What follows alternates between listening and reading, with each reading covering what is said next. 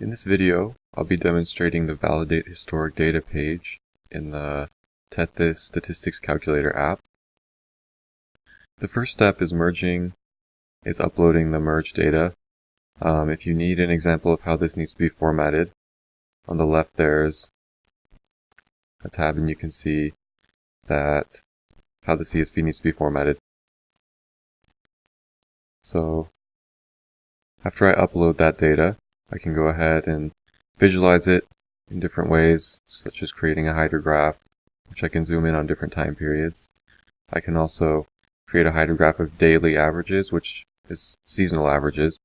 I can also zoom in and see the stream flow on different days of the year. I can create a scatter plot between the simulated and observed data, and I can also create a scatter plot that contains a log scale, which limits the impact of outliers on the plot. After visualizing the data, I can create a table in which negative values can be removed from the data rows as well as zero values. Another useful feature is I can include date ranges. So if I wanted to just analyze the dates in May, which I'm including here,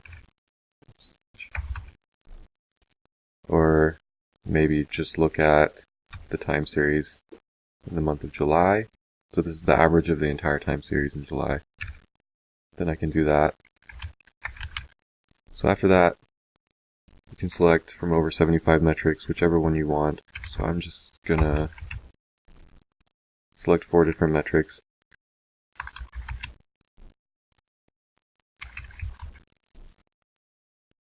After which I can make a table of metrics, which includes an analysis of the full time series, as well as the different date ranges that I specified.